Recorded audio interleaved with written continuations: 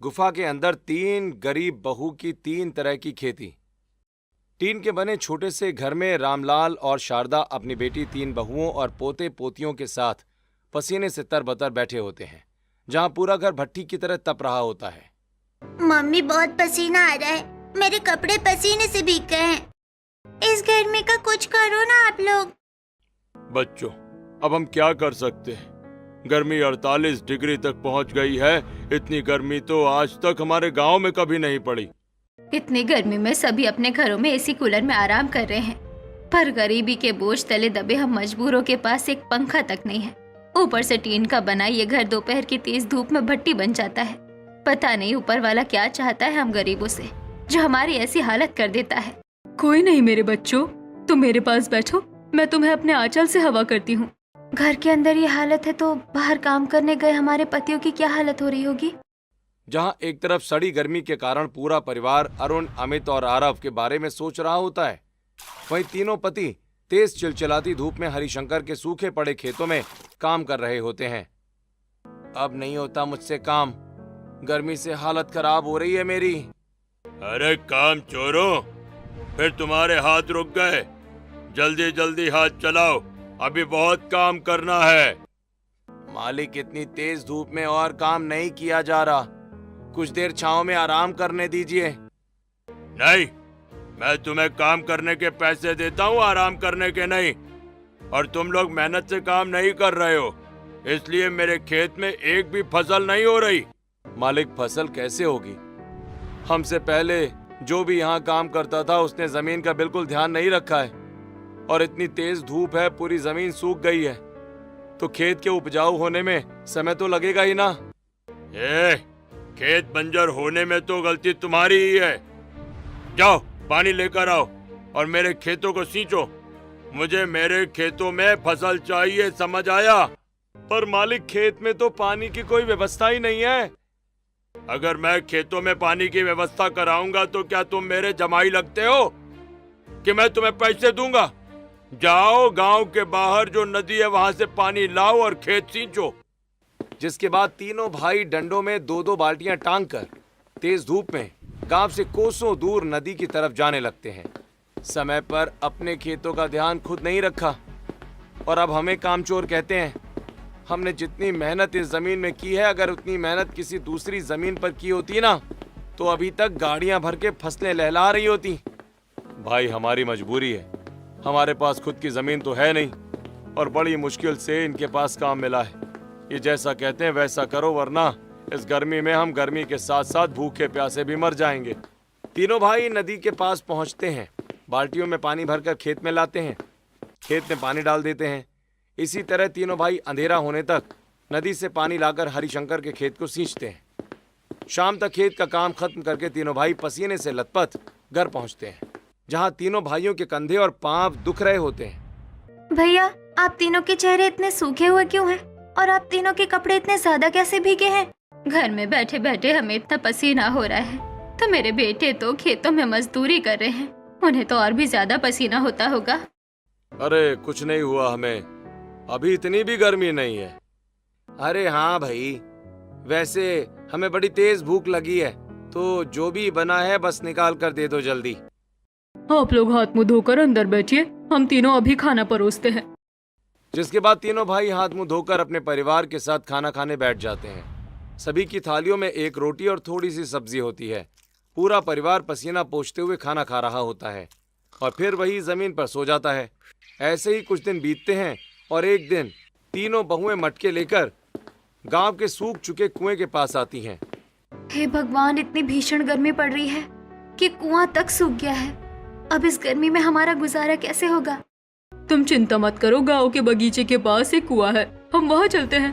बगीचे के कुएं में गर्मी का थोड़ा कम असर पड़ता है, उसमें पानी जरूर होगा। इतना बोलते ही तीनों बहुएं पानी लेने गांव के दूसरे कुएं की तरफ बढ़ने लगती हैं। वहीं प्रीति, सूरज और पिंकी मैदान में आकर खेलने के लिए चप्पल खोलते हैं।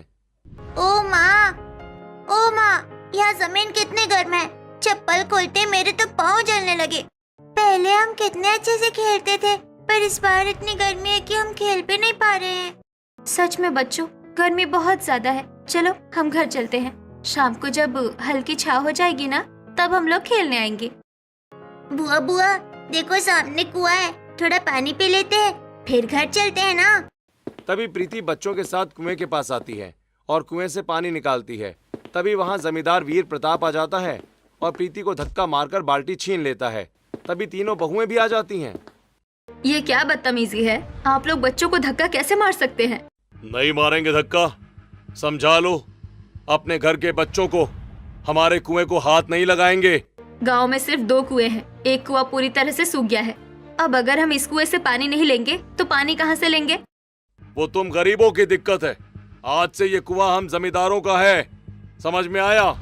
हम तुम गरीबों को इससे पानी नहीं पीने देंगे, वरना हमारे लिए पानी कम पड़ जाएगा।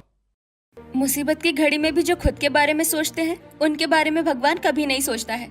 हम गरीब तो किसी तरह अपने दिन काट लेंगे। सोचो अगर ये कुआं भी सूख जाए तब तुम जमींदार क्या करोगे? जमींदार को खरी खोटी सुनाकर तीनों बहुएं प्रीति और बच्चों के साथ घर लौट आती हैं। वहीं दूसरी तरफ तेज धूप में तीनों भाई हरिशंकर के खेतों में काम कर रहे होते हैं। अरे काम चोरों, आज 1 हफ्ता हो गया, अभी तक मेरे खेत में एक फसल तक नहीं हुई है। कर क्या रहे हो तुम लोग?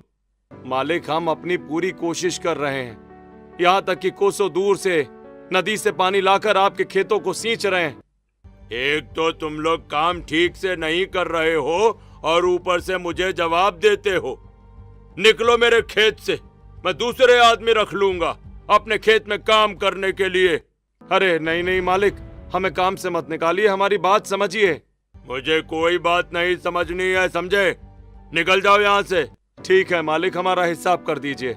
कैसा हिसाब कर दूं? हाँ, तुम लोग जब आए थे मेरे खेत बंजर थे और अभी भी मेरे खेत बंजर ही हैं। एक फूटी कौड़ी नहीं दूंगा तुम लोगों को, निकलो यहाँ से। तीनों भाइयों के बहुत गिड़गिड़ाने पर भी हरिशंकर तीनों भाइयों की मेहनत के पैसे उन्हें नहीं देता है और तीनों भाई निराश होकर घर की तरफ जाने लगते हैं। बला टली, मैं तो सोच रहा था इनसे मेहनत करवाकर किसी तरह अपने खेत ठीक करवा लूंगा, पर अब मैं इस खेत को शहर के एक बड़े व्यापारी को बेचने वाला हूँ। अच्छा हुआ मुझे इनके पैसे नहीं देने पड़े, मेरा तो फायदा ही हो गया। इतना कहकर हरिशंकर शहर के व्यापारी से फोन पर बात करने लगता है। वहीं तीनों भाई थके हारे घर पहुंचते हैं। मम्मी मम्मी, बहुत भूख लगी है, जल्दी कुछ खाने को दो ना। जी, कुछ पैसे दीजिए, थोड़ा राशन लेकर आती हूँ। पैसे? भैया, आपके पास कुछ पैसे हैं क्या? पैसे तो हम में से किसी के पास नहीं है। आप लोग जहाँ काम कर रहे हैं उनसे अपने पैसे मांग लीजिए।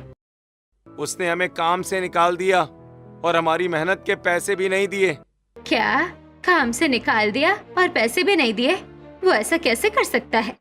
तभी तीनों भाई खेत में हुई सारी बात घर वालों को बताते हैं। मम्मी, क्या आज हमें खाना नहीं मिलेगा? मिलेगा बच्चों, तुम रुको, चाची अभी खाना बनाकर लेकर आती है। तभी अनन्या अपनी दोनों जेठानियों के साथ घर के बाहर आती है। अनन्या, घर में कुछ नहीं है और तुमने बच्चों को कह दिया कि थोड़ी देर में खाना बन जाएगा। बताओ, अब थोड़ी देर बाद जब बच्चे हमसे खाना मांगेंगे तो हम क्या कहेंगे उनसे और क्या खिलाएंगे उन्हें? दीदी आप चिंता मत कीजिए, बस आप चूल्हा जला दीजिए, तब तक मैं किसी पड़ोसन से आटा लेकर आती हूँ। इतना कहकर अनन्या एक कटोरी लेकर पड़ोसन कांति के पास आती है। चाची, थोड़ा आटा चाहिए था, घर में आटा खत्म हो गया है और घर में बच्चे भूखे बैठे हैं। 3 नौजवान रहते हैं उस घर में और घर में आटा खत्म हो जा रहा है। कैसे बेशरम मर्द है, खुद कमा नहीं पाते और औरतों को दूसरों के घरों में आटा लेने भेजते हैं। ताना मारकर कांति अनन्या के हाथ से कटोरी लेकर घर के अंदर जाती है और आटा लाकर अनन्या को देती है। धन्यवाद काकी, आप तीखा जरूर बोलती हैं, पर यह आटा देकर आपने बहुत मदद की। अनन्या आटा लाकर आंचल को देती है और तेज धूप में आंचल आटा गूंथना शुरू कर देती है। थोड़ी देर में आंचल का चेहरा पसीने से तरबतर हो जाता है। उसके पांव पर पसीने की बूंदें गिरने लगती हैं। हे भगवान, कितनी गर्मी हो रही है। जेठानी जी, आप हटिए, आटा तो गूंद लिया, अब रोटियां मैं सेक देती हूँ। तेज धूप में चूल्हे के सामने रोटियां सेकते हुए आराधना की हालत भी खराब होने लगती है। किसी तरह रोटियां बनाकर नमक तेल लगाकर तीनों बहुएं सभी को परोसती हैं। मम्मी, एक रोटी और दो ना। बहू, एक रोटी मुझे भी दे देना। जेठानी जी, कितनी रोटियां बची है? 1 कटोरी आटे में तो गिनकर ही रोटियां बनी थी। जेठानी जी, हमारे हिस्से की रोटियां भी दे दीजिए। बच्चों की बढ़ती और बुजुर्गों की ढलती उम्र में खुराक की कमी नहीं होनी चाहिए। हम तो भूख सह भी लेंगे, पर इन्हें तकलीफ होने लग जाएगी। बहुएं खुद भूखी रहकर अपने घर वालों का पेट भरती हैं। ऐसे ही आज का दिन भी जैसे तैसे बीत जाता है, लेकिन अगले दिन गर्मी की वजह से रामलाल और शारदा के शरीर में लाल दाने पड़ जाते हैं। वहीं घर का पीने का पानी भी खत्म हो चुका है। क्या हुआ मम्मी पापा, आप लोग कब से अपनी गर्दन खुजला रहे हैं? अरे अरुण बेटा, हमारा पूरा शरीर घमौरियों से भर गया है। अब इस उम्र में शरीर इतनी गर्मी बर्दाश्त नहीं कर पाता। मम्मी जी, पापा जी, आप परेशान मत होइए। गांव के बाहर जो पहाड़ है वहाँ मुल्तानी मिट्टी मिलती है। मैं वहाँ से मुल्तानी मिट्टी लेकर आती हूँ। उसे लगाने से आप लोगों को बड़ी राहत मिल जाएगी। मम्मी बहुत प्यास लगी है, थोड़ा पानी दो ना। बच्चों थोड़ी देर रुको, मैं अभी पानी लेकर आती हूँ। चलिए हम तीनों पानी लेने चलते हैं। एक बार में ही 3 मटकों में पानी भी आ जाएगा और आते वक्त मुल्तानी मिट्टी भी ले लेंगे। तीनों बहुएं चिलचिलाती धूप में मटके लेकर गांव से कोसों दूर पानी भरने चली जाती हैं, जहां तेज धूप की वजह से तीनों के चेहरे लाल होने लगते हैं। अच्छा हुआ हम तीनों बात करते हुए एक साथ आ गए। अगर अकेले आए होते तो इतनी गर्मी में रास्ते में कहीं बेहोश पड़े होते। इतना कहकर आराधना नदी से पानी भरकर खड़ी हो जाती है। तभी उसकी आंखों के सामने अंधेरा छा जाता है और आराधना लड़खड़ाने लगती है, जिसे देख अनन्या और आंचल आराधना को संभाल लेती हैं। संभलकर जेठानी जी, क्या हुआ आपको? अच्छा, तो आपको चक्कर आ रहे थे, इसलिए आप कह रही थी कि अकेले आए होते तो बेहोश हो जाते। आपको हमें बता देना चाहिए था, अगर आप कहीं बेहोश हो जाती तो। वो मैंने सोचा कि वैसे ही गर्मी में सब बहुत परेशान है, मेरी बात से आप लोग और परेशान हो जाते, इसलिए मैंने बताना सही नहीं समझा। पर अब मैं ठीक हूँ, तो चलिए घर चलते हैं। जिसके बाद तीनों बहुएं घर की तरफ निकल जाती हैं और आते हुए पहाड़ के पास से मुल्तानी मिट्टी लेते हुए घर आती हैं। मम्मी जी, पापा जी, हम पानी और मुल्तानी मिट्टी लेकर आ गए। मम्मी जल्दी पानी दो ना मम्मी। इतना कहते ही सूरज और पिंकी पानी की तरफ बढ़ने लगते हैं, लेकिन काफी देर से पानी ना पीने की वजह से दोनों की बॉडी इतनी डिहाइड्रेट हो चुकी थी कि दोनों अचानक बेहोश हो जाते हैं। बच्चों क्या हो गया इन्हें? लगता है हमारे बच्चों को बहुत जोर से प्यास लगी थी और इतनी देर प्यास और गर्मी से ये बेहोश हो गए हैं। दीदी जल्दी इन्हें थोड़ा पानी पिलाइए। तभी आंचल और आराधना बच्चों को पानी पिलाने लगती है, जिसके बाद दोनों बच्चे होश में आ जाते हैं। आप सब हमें ऐसे क्यों देख रहे हैं? और अभी क्या हुआ था? हम कितने बेबस और लाचार हैं। हमारे बच्चे भूख, कमजोरी, गर्मी और प्यास से बेहोश हो रहे हैं और हम कुछ कर नहीं पा रहे हैं। पापा रो मत, मर्द को दर्द नहीं होता। इस उम्र में हमारे बच्चे जितना बर्दाश्त कर रहे हैं, उतना शायद ही कोई बच्चा बर्दाश्त कर पाए। सच में हमारे बच्चे बहुत बहादुर हैं। ऐसे ही देखते देखते रात हो जाती है। पूरा परिवार पानी पीकर सो रहा होता है। तभी जोरों से आंधी तूफान चलने लगता है और घर की छत का टीन उखड़कर आवाज करने लगता है। मम्मी कितनी अच्छी हवा चल रही है, गर्मी की तो टाई फिस हो गई। बहू, जरा बच्चों को संभालना, मुझे कुछ ठीक नहीं लग रहा है। तेज आंधी से पूरा घर हिलने लगता है। तभी जोरदार हवा चलती है और घर की छत का टीन टूटकर सूरज और पिंकी की तरफ गिरने लगता है। तभी आंचल और अरुण दोनों बच्चों को उठाकर एक तरफ हो जाते हैं। अरे जल्दी घर से बाहर निकलिए, ये पूरा घर गिरने वाला है, जल्दी। तेज आंधी तूफान में पूरा परिवार घर से बाहर निकल जाता है और घर की टीन आंधी में उड़ जाती है और पलक झपकते ही पूरा घर ध्वस्त हो जाता है। मम्मी हवा बिल्कुल अच्छी नहीं है, गंदी हवा है, गंदी हवा। सुनिए आप लोग, इतनी तेज आंधी में हम यहाँ खड़े नहीं रह सकते हैं, हमें कहीं सिर छुपाना पड़ेगा। तभी जल्दी जल्दी पूरा परिवार एक पेड़ के नीचे सिर छिपाने के लिए खड़ा हो जाता है। थोड़ी देर में आंधी खत्म हो जाती है, जहाँ सभी पड़ोसी अपने अपने घरों से बाहर निकलने लगते हैं और पूरा परिवार अपने टूटे हुए घर के पास आता है। मम्मी पापा, हमारा घर कहाँ गया? अब हम कहाँ रहेंगे? हे भगवान, अब तो सिर्फ हमारे पड़ोसी ही हमें सहारा दे सकते हैं। कांति बहन, अपने छत के नीचे हमें भी आसरा दे दो। नहीं नहीं, मेरे घर में इतनी जगह कहाँ है जहाँ तुम्हारा इतना बड़ा परिवार रह सके। शांति बहन, तुम हमें अपने घर में जगह दे दो, हम अपना घर बनने तक मिलजुल कर किसी तरह रह लेंगे। अरे तुम्हारी मजबूरी है, तुम किसी तरह रह लोगी, पर मैं क्यों इस गर्मी में परेशान हूँ? अपना बंदोबस्त खुद करो। सारी गलती इस रामलाल की है। अगर आज इसने अपने 3 बेटों को किसी काबिल बनाया होता तो आज इन्हें ये दिन न देखना पड़ता। अब कर्म किया है तो भोगना तो पड़ेगा ना। अगर आप लोगों को हमारी मदद नहीं करनी है तो मत कीजिए, पर मेरे माता पिता के लिए कुछ भी अपशब्द मत कहिएगा। उन्होंने जिन परिस्थितियों में हम तीनों भाइयों और हमारी छोटी बहन को पाला पोसा है ना, उन परिस्थितियों में आप जैसे लोग अपने बच्चों को अनाथालय में छोड़ आते। शांत हो जा अरुण, ये सोच कि अब हम क्या करेंगे। तभी गांव के पहाड़ पर जोरदार बिजली कड़कती है, जिसकी रोशनी में पहाड़ देखकर रामलाल को कुछ याद आता है। मिल गई सर छुपाने की जगह। मुझे याद है जब मैं छोटा था तब उस पहाड़ पर एक गुफा थी।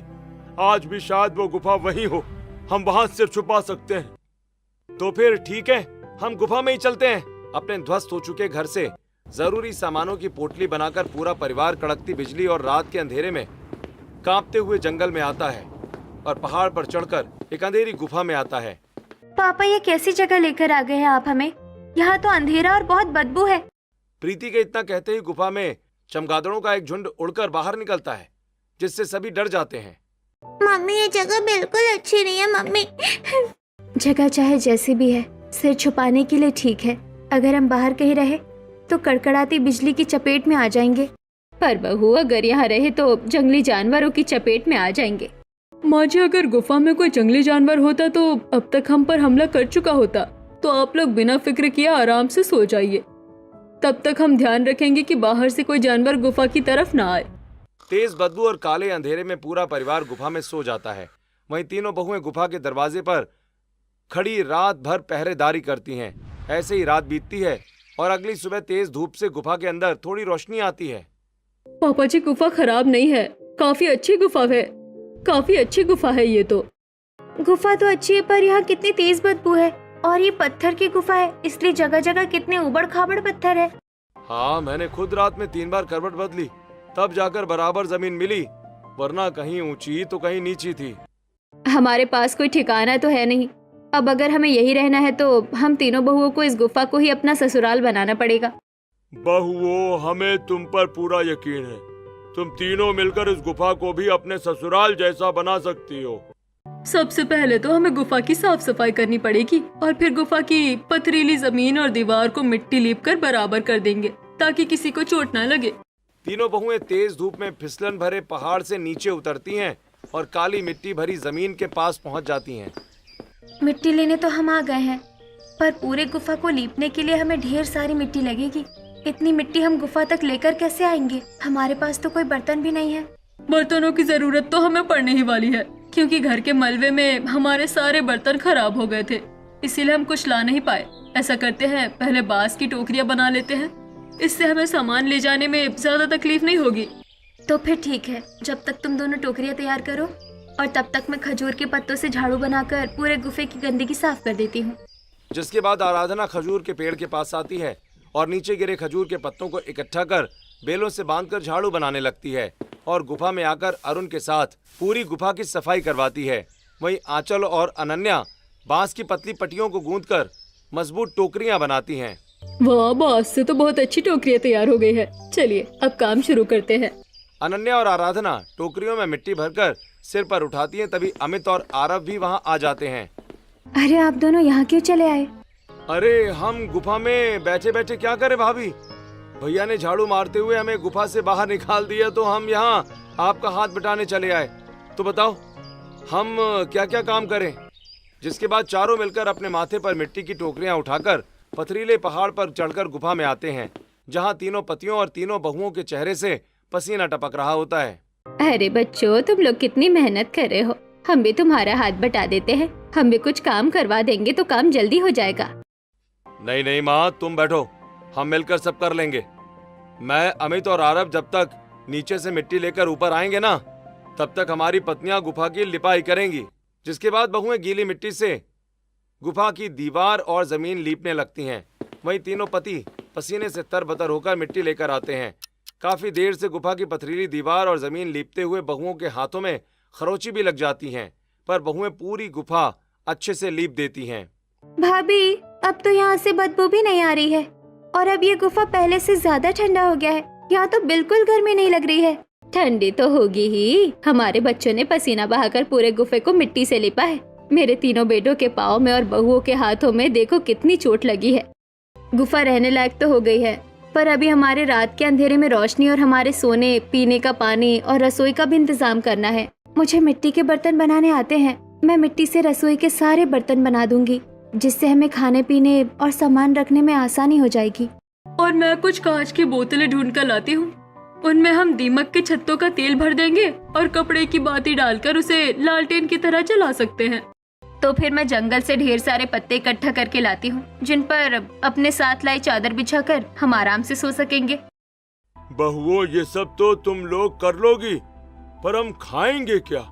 हमारे पास तो राशन ही नहीं है। पापा, जिस नदी से गांव तक हम पानी लेकर जाया करते थे ना, वो नदी गुफा के पास से ही गुजरती है। उस नदी से हम कुछ मछलियां पकड़ लेते हैं और जंगल से कुछ फल तोड़ लेंगे। वो सब तो ठीक है, लेकिन भैया पर आप मछलियाँ कैसे पकड़ेंगे? हमारे पास जाल या कांटा तो है ही नहीं। आप तीनों भाई हमारी साड़ियाँ लेकर जाइए। जिस तरह जाल में मछलियाँ फंसाकर बाहर निकाली जाती है, वैसे ही साड़ी से भी मछलियाँ पकड़ी जा सकती है। जिसके बाद सभी अपने अपने काम पर लग जाते हैं। आराधना गुफा के मुंह पर बैठकर मिट्टी के बर्तन बनाने लगती है। वहीं अनन्या चिलचिलाती धूप में जंगल से बाहर निकलती है और गांव के कूड़ा फेंकने वाली जगह पर आती है। गांव में जितने नशेड़ी है सब यही आकर पीते हैं। यहाँ कांच की बोतलें नहीं मिलेंगी तो कहाँ मिलेंगी? कूड़े में अनन्या को कई कांच की बोतलें मिल जाती हैं। अनन्या कांच की बोतलें लेकर जंगल में एक पेड़ के खोखले तने में बने दीमक के छत्ते के पास आती है और छत्ते को निचोड़कर बोतलों में तेल भर लेती है। वहीं दूसरी तरफ तीनों पति नदी से मछलियां और आराधना के बनाए मिट्टी के मटकों में पानी भरते हैं और आंचल जंगल में पत्ते इकट्ठा कर रही होती है। इस जंगल में कुछ भी काम आसान नहीं है। छोटी छोटी चीजों के लिए भी हमें पथरीली गुफा से उतरकर जंगल आना पड़ता है, और फिर सामान चाहे जितना भारी क्यों ना हो, हमें पथरीले पहाड़ की चढ़ान चढ़कर गुफा तक जाना पड़ेगा। पर अब हम भी क्या कर सकते हैं? गुफा में हमें शांति मिलेगी, इसलिए हमें गुफा में ही रहना पड़ेगा। आंचल ढेर सारे पत्तों को आपस में बांधकर अपने सिर पर रख लेती है और तेज धूप में लड़खड़ाते डगमगाते हुए पथरीले पहाड़ चढ़कर गुफा में आती है। वहीं अनन्या और तीनों पति भी थकान से चूर गुफा में आते हैं, जहां गुफा के कोने में आराधना ने मिट्टी की बहुत सुंदर रसोई तैयार की होती है। मुझे पता है आप सभी थके हुए हैं, जल्दी मछलियाँ दीजिए, मैं उन्हें अपने चूल्हे पर भून लेती हूँ। फिर पेट भरकर खाना खाएंगे।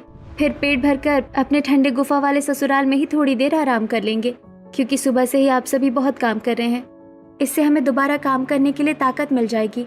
इतना कहकर जहां बाकी सभी जब तक आराम कर लेते हैं, तब तक आराधना मिट्टी का चूल्हा जलाकर मिट्टी के चूल्हे पर मछलियां भूनने लगती है। मछली पकने के बाद पूरा परिवार ठंडी गुफा में साथ बैठकर फल और मछलियां खा रहा होता है। ये फल और मछलियाँ भाई बहुत स्वादिष्ट हैं। पेट भर गया मेरा तो। ऊपर से देखो, हमें गर्मी भी नहीं लग रही है यहाँ। पता नहीं कब से हम इस ठंडक के लिए तरस रहे थे। वैसे ये बताओ, क्या अब हमें रोज मछलियाँ खानी पड़ेगी? क्योंकि मुझे मछलियाँ पसंद नहीं है। और हम कर भी क्या सकते हैं माँ? हम खेती कर सकते हैं। बहू, पर हमारे पास खेती के लिए जमीन कहाँ है? बिना जमीन के क्या कोई इंसान खेती कर भी सकता है? हाँ बताओ। हाँ पापा जी, कर सकते हैं ना। जरा देखो, इतनी बड़ी गुफा है ना, गुफे के मुंह पर धूप आती है। वहाँ हम सड़ी गली सब्जियों से सब्जियां उगा लेंगे। और झाड़ू मारते समय मैंने देखा था, गुफे की दीवार पर छोटे छोटे पौधे उगे थे। उनकी जगह हम मशरूम उगाएंगे। और हम गुफे में केसर भी उगा सकते हैं। अगर थोड़ी केसर भी उगती है तो अच्छे पैसे मिलेंगे। ऐसी ही बातें करते हुए पूरा परिवार खाना खाता है और पत्तों से बनाए मुलायम बिस्तर पर ठंडी गुफा में सो जाता है। अगले दिन तीनों बहुएं चिलचिलाती धूप में अपने पतियों के साथ टोकरियों में मिट्टी और मटकों में पानी भरकर पथरीले पहाड़ पर चढ़ रही होती हैं, जिसकी वजह से तीनों बहुओं के पाँव में बार बार पत्थर से चोट लग रही होती है। आह, मेरे तो पाँव के नाखून टूट गए हैं पत्थरों से लड़ लड़कर। पता नहीं और क्या क्या सहना पड़ेगा हमें। मेरे भी पाँव में काफी चोट लग गई है। हमें तो चोट लगती रहती है, इसीलिए आप लोग गुफा में आराम कीजिए, ये काम हम कर लेंगे। नहीं, गुफे को ससुराल बनाने की जिम्मेदारी हमारी है, और हम 3 बहुओं ने 3 तरह की खेती करने का सोचा है, तो अब ये काम हम ही करेंगे। जिसके बाद तीनों बहुएं गुफा में आती हैं, जहां आराधना गुफा के मुंह पर मिट्टी में हरी सब्जियां बोने लगती है। वहीं आंचल गुफा की दीवारों पर नदी से लाई गई काई लगा रही होती है। दूसरी तरफ अनन्या गुफा के अंधेरे हिस्से में केसर लगा रही होती है। बस कुछ दिन और, फिर हमारे भी दिन बदलेंगे। ऐसे ही दिन बीतते रहते हैं और बहुएं रोज पहाड़ से नीचे उतरकर नदी से पानी, मछलियां और जंगल से फल लेकर गुफा में आती हैं, जिसके कारण उनके पांव और हाथों में काफी ज्यादा छाले पड़ जाते हैं। ऐसे ही एक रात प्रीति और बच्चे गुफा में खेल रहे होते हैं, तो वहीं दूसरी तरफ बहुएं अपने पति के साथ बैठी हुई होती हैं। हम तीनों बहुओं की 3 तरह की खेती बहुत अच्छी हो रही है, और कल तक तो मेरी सारी सब्जियां भी पक जाएगी। बस अब कल तक का इंतजार है, तब हम भी घर की बनी हुई हरी भरी ताजी सब्जियां खा सकेंगे। ऐसे ही देखते देखते रात हो जाती है। तभी अचानक एक जंगली गाय गुफा के अंदर आकर सब्जियां खाने लगती है, जिसकी आवाज सुनकर सबकी नींद खुल जाती है और सभी लोग भागते हुए बाहर की तरफ आते हैं। अरे ये गाय तो सारी सब्जियां खा जाएगी, रोको इसे। ये तो जंगली गाय है, अगर इसे हम अपने पास रख ले तो हमें सामान लेकर पहाड़ चढ़ना उतरना नहीं पड़ेगा और फिर गाय का दूध भी तो मिल जाएगा। तभी तीनों पति मिलकर जंगली गाय को पकड़कर सब्जियों की खेती से दूर हटाकर बैठा देते हैं, जहां आंचल गाय को थोड़ी सब्जियां खिलाकर गुफा में रख लेती है और अगले दिन जंगली हरी घास खिलाकर गाय की पीठ पर पानी रखकर गुफा में आती है। गाय सच में माता होती है। इस गाय की वजह से हमारे कामों में काफी मदद हो रही है। अगर ये गाय कल हमारे खेत की सब्जियां खाने नहीं आई हुई होती तो हम अभी भी नंगे पैर ऊपर नीचे करके अपने पैर छिलवा रहे होते। देखते ही देखते कुछ ही दिनों में तीनों बहुओं की 3 तरह की खेती तैयार हो जाती है और आज तीनों बहुएं अपनी सब्जी, मशरूम और केसर लेकर गांव के बाजार में आई हुई होती हैं। ताजी हरी सब्जियां और केसर और मशरूम खरीदिए, बिल्कुल ताजी घर की उगी हुई है। अबे जिनके पास अपना घर बनाने के पैसे नहीं हैं, उनके पास केसर कहां से आएगा? जरूर ये सारी चीजें नकली होंगी भाई। मैं नहीं खरीदूंगी इन गरीबों का नकली सामान, पता नहीं कहाँ से उठा कर लेकर आए होंगे। पूर्णिमा बहन, तुम तो पड़ोसन थी, तुम फ्री में हमारी सब्जी, मशरूम और ये केसर लेकर जाओ, तब बताना टेस्ट करके कि हमारी सब्जियां नकली है या असली। फ्री का नाम सुनकर पूर्णिमा सब्जियां, केसर और मशरूम घर लेकर आ जाती है और अपनी सास बिमला को दिखाती है। अरे वाह बहू, ये बैंगन की डंठल देख रही है? इससे पता चलता है कि ये बिल्कुल देसी है।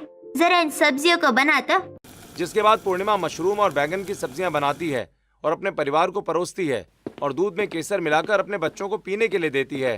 बहू तूने बताया नहीं ये सब्जियां लाई कहाँ से है? ये सारी सब्जियां बिल्कुल देसी सब्जियां हैं और ऐसी सब्जियां तो अब हमेशा लेकर आई हो। सही कहा माँ आपने, केसर भी बहुत अच्छे हैं, बच्चे बड़े चाव से दूध पी रहे थे। और ये सब कोई और नहीं, वो अपनी पड़ोसन है ना आराधना, वो तीनों बेच रही हैं। जहां कल तक पूर्णिमा तीनों बहुओं की सब्जियों को खराब और नकली बोल रही थी, आज वही पूर्णिमा अपनी गांव की सहेलियों के साथ बहुओं के पास आती है, जहां बहुएं बाजार में सब्जी, मशरूम और केसर बेच रही होती हैं। बहन तुमने सही कहा था, ये सब्जियां तो बहुत अच्छी और ताज़ा है। मेरी सास तो इन्हें खाकर बहुत खुश हो गई थी, इसलिए तुम रोज मुझे ये ताज़ी सब्जियां दे देना, मैं रोज सिर्फ तुम्हारे पास सब्जियां लेने आऊंगी। क्यों बहन, सब्जियां बहुत अच्छी हैं क्या? हाँ भैया, ये सब्जियां बहुत अच्छी हैं। और हाँ भैया, ये सच कह रही थी कि ये सब्जियां उनकी घर की ही उगाई हुई है, जो बहुत अच्छी हैं। पूर्णिमा की बातें सुनकर आसपास के कई लोग बहुओं से ताज़ी सब्जी, केसर और मशरूम खरीदने लगते हैं। ऐसे ही धीरे धीरे बहुएं अच्छे पैसे कमाने लगती हैं। ऐसे ही एक दिन मुझे पता चला है कि आप यहाँ घर के उगाए केसर, सब्जी और मशरूम बेच रहे हैं। मुझे मेरी बेटी की शादी में आपकी सब्जियां, केसर और मशरूम चाहिए, मिल जाएंगे क्या? हाँ हाँ, क्यों नहीं, जरूर मिल जाएंगे। और अगर आप चाहे तो हम आपकी शादी में खाना भी बना देंगे। हाँ हाँ, क्यों नहीं, जरूर। जिसके बाद तीनों बहुएं अपनी गाय के ऊपर सब्जियां, मशरूम और केसर रखकर मैरिज हॉल पहुंचती हैं और अपने पतियों के साथ मिलकर शादी में खाना बनाने लगती हैं, जिनके उन्हें अच्छे पैसे मिलते हैं। और ऐसे ही देखते देखते अपनी खेती बढ़ाकर तीनों बहुएं शहर में भी अपनी सब्जियां, मशरूम और केसर बेचने लगती हैं। अब हमारे पास इतने पैसे हो गए हैं कि हम अब गांव में अपना एक अच्छा सा घर बना सकते हैं, तो क्यों ना अब हमें अपना घर खरीद लेना चाहिए। नहीं चाची, हम गुफा में ही रहेंगे। यहाँ हम खेलते हैं तो हमें धूप भी नहीं लगती है, और देखो ना यहाँ कितनी ठंडक भी है। नहीं मेरी बच्ची, हम हमेशा गुफा में नहीं रह सकते हैं, हमें आगे भी तो दुनिया देखनी है। तुम दोनों को स्कूल भेजना है, बुआ की भी शादी करवानी है, तो बताओ हम कैसे यहाँ रह सकते हैं। और फिर जब तुम्हारा मन करे तो तुम दोनों यहाँ चले आना। वैसे भी हम अपनी 3 तरह की खेती भी तो इस गुफा में ही करते रहेंगे। जिसके बाद पूरा परिवार अपना सामान बांधकर गांव की तरफ निकल पड़ता है, जहां पहुंचकर तीनों बहुएं गांव में शानदार ठंडा घर बनाती हैं। वहीं बहुओं की तरक्की देखकर उन्हें ताना मारने वाले पड़ोसी उनके पास अब काम मांगने आते हैं और बहुएं औरतों को गुफा में तीनों तरह की खेती करना सिखाकर उनकी मदद करती हैं और हंसी खुशी अपने परिवार के साथ रहने लगती हैं।